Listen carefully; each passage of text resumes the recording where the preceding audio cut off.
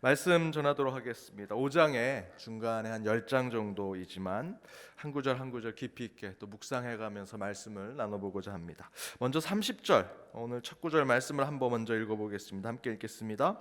내가 아무것도 스스로 할 수 없노라. 듣는 대로 심판하노니 나는 나의 뜻대로 하려 하지 않고 나를 보내신 이의 뜻대로 하려 함으로 내 심판은 의로우니라. 여기서 예수님께서 스스로 할 수 없다라고 말씀하고 하시죠. 그렇게 스스로 할 수 없다라고 하시는 것은 스스로 나는 아무것도 못한다라는 이야기가 아닙니다.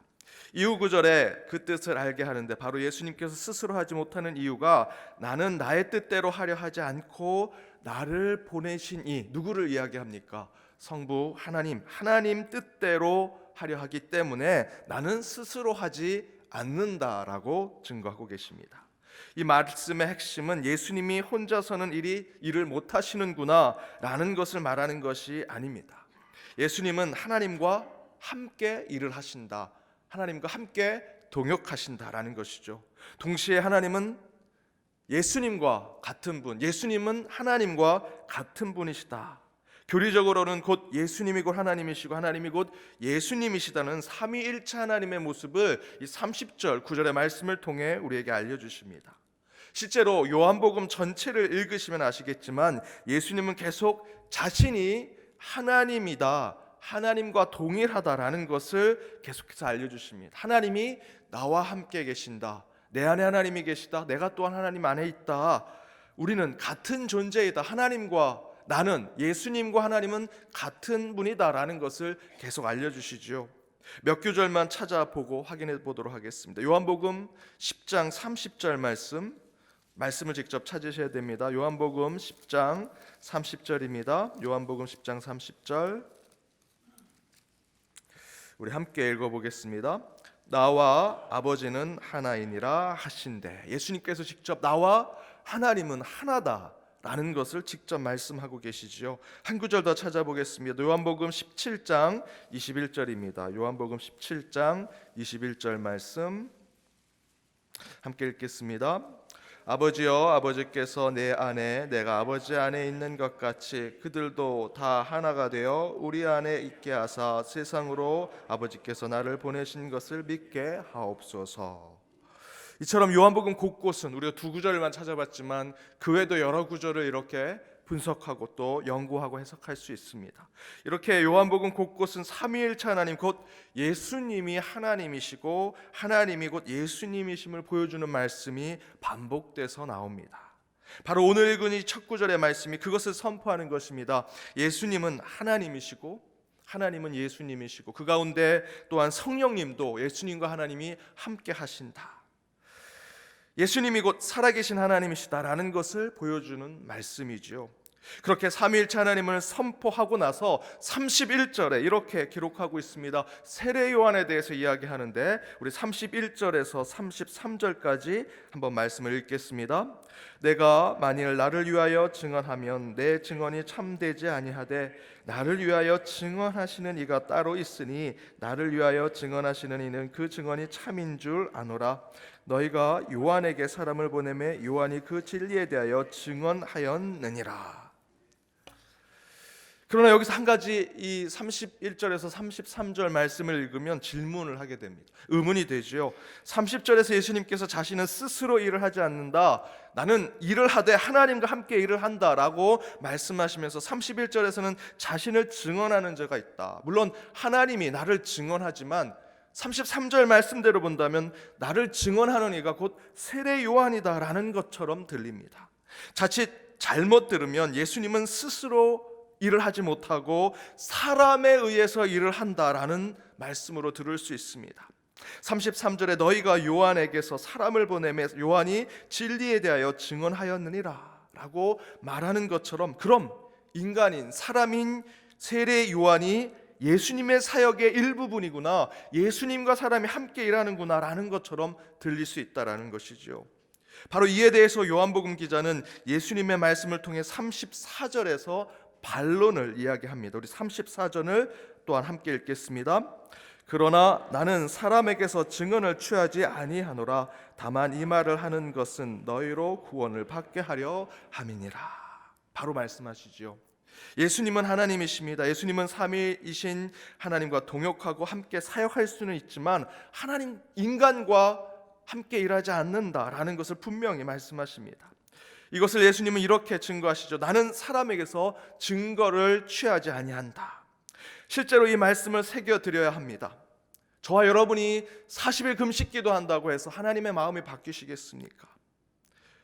한 사람이 어마어마한 거대한 교회를 만든다고 해서, 밖에 나가서 수많은 사람을 전도했다고 해서 하나님의 구원 사역이, 구원의 역사가 조금이라도 변화가 있겠습니까?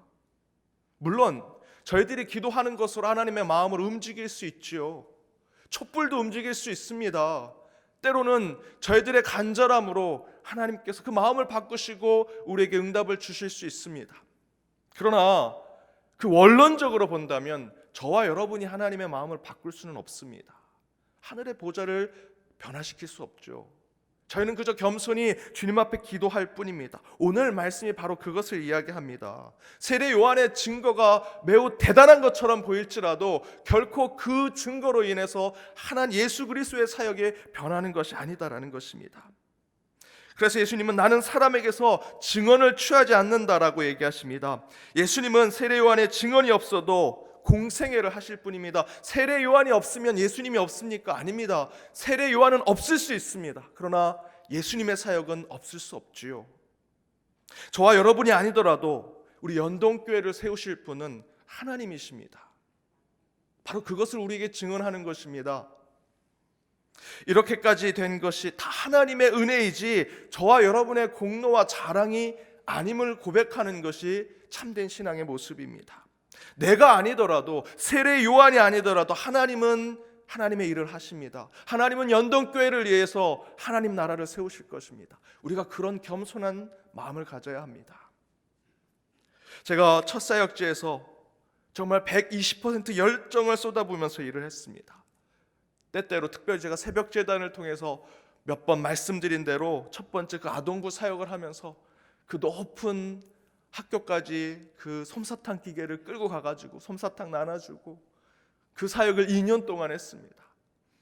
토요일도 새벽부터 와서 그 아동부 사역을 위해서 정말 제가 갖고 있는 120%제 모든 것을 쏟아냈습니다. 그리고 3년 사역을 마치고 다른 교회로 가게 되었는데 마음이 굉장히 허전했습니다. 첫 번째로 제가 사역자로, 교육자로, 교육전도사로 그 사역을 하고 그 사역지에 모든 걸 쏟아놓고 뒤를 돌아 다른 사역지로 가려고 하니 마음이 너무 불편했습니다. 아이들이 눈에 선하고 선생님들이 너도 나도 떠나지 말라고 얘기하고 저를 붙잡고 막 이렇게 얘기하니까 내가 안 가면 안 될까 말하는 생각도 들고, 그래서 잘 따르던 선배 목사님께 얘기했습니다. 너무 허전하고 이러면 안 되는데 너무 허무하기도 하고 그 교회가 걱정이고 내가 아니면 안 될 것 같고 내가 다 이렇게 만들었는데 정말 너무 마음이 힘들다고. 그랬더니 그 선배 목사님이 정색을 하면서 저를 쳐다보고 이렇게 얘기하셨습니다. 야, 정신 차려. 내가 아니더라도 하나님은 다 알아서 하셔. 너보다 더 좋은 전도사 올 거니까 걱정하지 마. 네가 걱정할 일이 아니야. 그때 그 이야기를 듣고 정신이 번쩍 들었습니다. 그렇구나. 내가 아니더라도 하나님이 일하시는 곳이라면 하나님이 알아서 하시겠구나. 내가 너무나 나섰구나. 내가 너무나 교만했구나 라는 것을 깨닫게 되었습니다. 그리고 그때 결심했습니다. 떠난 교회는 뒤도 돌아보지 말자. 그것은 인간의 미련이고 인간의 교만이구나. 떠난 교회 하나님이 다 알아서 하실 것이고 인간인 나는 그저 열심히 했다면 뒤도 돌아보지 않고 그 다음에 주신 사역에 최선을 다해야겠다라는 생각을 했습니다. 제가 우리 연동교회 오기 전에 5년 동안 개척한 교회가 있습니다. 지금 생각하면 거기에 제 손길이 안 닿은 것이 하나도 없습니다. 책상에서부터 문고리 하나까지 정말 제가 다 결정하고 제가 직접 가서 사와가지고 직접 그 나사로 조여가며 만든 것도 그곳에 곳곳에 있었습니다. 그런데 제가 우리 연동교회 부임한 지 1년 있는 동안 그 교회는 거의 연락을 안 했습니다. 그 성도님들이 오해할 정도로 서운하다 못해 정을 완전히 떠버릴 것처럼 생각할 정도로 연락을 안 했습니다. 먼저는 그곳에 오신 목사님이 잘 정착할 수 있도록, 그리고 제 미련을 완전히 끊을 수 있도록, 그리고 마지막엔 제가 연동교회에 더 집중해서 목회할 수 있도록, 그 기반에는 바로 오늘 이 말씀이 있는 것입니다. 제가 뭘 할 수 있는 것이 아니라 하나님이 알아서 하실 일이기 때문에, 인간의 미련으로 이루어지는 것이 아니라 하나님이 알아서 그 일들을 다 감당하시기 때문에, 저는 떠난 교회는 미련 없이 버리고 지금 있는 사역에서 더 최선을 다하겠다 생각을 했습니다. 그랬더니 제가 연말에 몇 분께 연락을 드렸습니다. 목사님 정말 보고 싶었다고. 제가 연말에는 너무 오해하실까 봐 그 멘트를 적었습니다. 1년 동안 제가 연락 안 드린 이유는 이런 이유입니다. 제가 그곳에 있지 않더라도 새로 오신 목사님이 또 새롭게 채워질 사람들이 함께 그 교회를 잘 세울 것이기 때문에 제가 일부러 연락을 안 드렸습니다. 그랬더니 하나같이 목사님 오해하지 않았어요. 목사님이 그러실 줄 알았습니다. 여러분, 이것이 진정한 동역이 아니겠습니까? 그곳에 꼭 있는다고 동역하는 것이 아니라 하나님께서 다 하실 것이다라고 하나님께 의탁하고 맡기며 나아가는 사역. 여러분, 장로님, 권사님, 집사님 직분 중요하죠. 여러분 각각의 재직들 또한 각 부서의 부장, 부감, 교사, 구역장, 권찰 중요합니다. 120% 열정을 다해서 여러분 그 사역을 하십시오. 하지만 마음 한켠엔 반드시 이 생각을 하셔야 됩니다. 내가 아니더라도 하나님이 하실 것이다. 나는 여기서 120% 쏟아붓고 내년에 또 다른 부서 갈지라도 그 부서에 대해서는 이제 하나님께 맡기고 이 부서에서 난 최선을 다하고 충성을 다하겠다. 그 가운데 하나님께서 감사와 기쁨을 주시리라 믿습니다. 그러면서 바로 요한의 기자는 그런 우리 믿는 자들의 역할을 이야기합니다. 우리 35절 말씀을 함께 읽겠습니다. 35절입니다. 함께 읽겠습니다. 요한은 켜서 비추는 등불이니 너희가 한때 그 빛에 즐거이 있기를 원하거니와. 우리 좀 더 읽어볼까요? 36절도 함께 읽겠습니다. 내게는 요한의 증거보다 더 큰 증거가 있으니 아버지께서 내게 주사 이루게 하시는 역사 곧 내가 하는 그 역사가 아버지께서 나를 보내신 것을 나를 위하여 증언하는 것이요. 요한이 무엇으로 비유되고 있습니까? 등불로 비유되고 있죠. 그러나 우리 주님은 무엇으로 비유되고 있습니까? 빛, 햇빛으로 비유가 되고 있습니다. 바로 세례 요한의 역할이 우리 믿는 자들의 사명과 같은 것이다 라고 본다면 저와 여러분은 등불과 같은 역할을 해야 한다라는 것입니다. 여러분, 등불은 언제 필요합니까? 빛이 없는 어둠 속에 어두운 길이 있을 때 공부를 해야 되는데 방이 어두우면 등불이 필요하죠. 무엇인가 찾을 때 어두운 곳에 물건이 있을 때 그것을 찾을 때 등불이 필요합니다. 우리는 바로 그런 등불과 같은 존재로 필요하다는 것입니다. 그런 등불로 우리는 살아야 한다라는 것이죠. 어두운 세상에 등불과 같은 사명을 가지고 살아가는 존재가 그리스도인입니다. 그런데 35절에서 그 등불 이후에 무엇을 증거하고 있습니까? 36절에 내게는 요한의 증거보다 더 큰 증거가 있다라고 이야기하죠. 비유적으로 말한다면 내게는 요한의 등불보다 더 큰 빛이 있다. 요한의 등불보다 더 큰 햇빛이 있다라고 증거하는 것입니다. 여러분, 곧 등불은 해가 떠오르면 필요가 없듯 바로 등불의 역할은 해가 떠오르기까지 그 전까지 어둠과 밤을 물리치고 작은 등불이라도 세상을 비춰 아침을 해가 떠오르기 직전에 그 새벽을 기다리게 하는 것이 저와 여러분 우리 믿는 자들의 사명이라는 것입니다. 바로 그것이 등불의 사명입니다. 사랑하는 여러분, 저와 여러분은 등불입니다. 어둠을 몰아내고 밤을 이기는 역할을 해야 합니다. 그러나 우리는 등불의 역할을 생각해야 합니다. 등불이 어디까지의 사명을 가지고 있는가? 새벽과 아침, 하나님이신 태양이 떠오르기 전까지 세상의 사랑의 온기와 의로운 빛을 발하는 등불이 되는 것이 참 그리스도인, 참 교회의 사명이라면 우리는 거기까지만 사명을 충실히 감당하면 된다라는 것입니다. 저는 우리 연동의 재단이 그리고 여러분의 사명이 바로 그런 등불의 역할을 충실히 감당하길 원합니다. 새벽에 햇빛 대신, 빛 대신 주님의 태양이 떠오르기 전까지 이 어두운 세상에 등불로, 작은 촛불로 그 역할을 감당한다면 나중에 모든 세상을 비추는 태양과 같은 하나님이 오실 때 우리에게 잘했다 충성된 종아 칭찬하시리라 믿습니다. 우리 연동의 재단이 어떤 역할을 해야겠습니까? 이 어두운 세상에 작은 촛불, 작은 등불의 역할을 해야 할 것입니다. 저와 여러분이 어떤 그리스도인의 삶을 살아야겠습니까? 여러분, 저와 여러분은 그 주님의 태양이 떠오르기까지 이 어두운 세상에 빛을 비추며 사랑의 온기를 전하는 등불의 역할을 감당해야 합니다. 사랑하는 여러분, 등불이 되어 주십시오. 온몸을 박혀 주님이 오실 그 새벽을 깨우는 저와 여러분, 우리 연동의 재단이 되길 주님의 이름으로 축복합니다. 함께 기도하시겠습니다.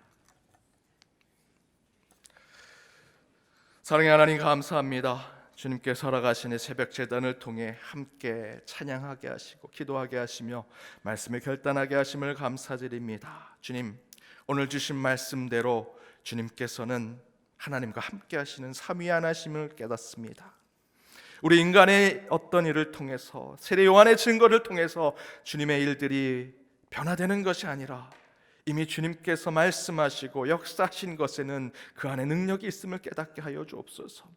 그러나 우리에게 맡겨진 사명은 등불의 역할임을 깨닫습니다. 주님, 이제 아침이 밝아오는 태양과 같은 하나님께서 빛을 비추기 전까지 이 어두운 세상의 등불로, 작은 촛불로 우리의 사명을 온전히 감당하는 연동의 재단, 이 재단 가운데 있는 모든 주님의 자녀들이 되게 하여 주옵소서. 그리하여 주님께서 원하시는 참된 일들을 온전히 감당케 하시고 이를 통해 주님이 원하시는 하나님의 나라가 이 땅 위에 임하는 역할을 충실히 감당케 하여 주옵소서. 오늘 이 새벽 이제 함께 찬양하고 기도할 때 하나님 역사하여 주옵시고 우리 가운데 문제들을 해결하여 주옵시며 특별히 오직 주님의 뜻을 찾아 주님의 지혜를 구하는 자들 되게 하여 주옵소서. 이 모든 간구 예수님의 이름으로 기도드립니다. 아멘.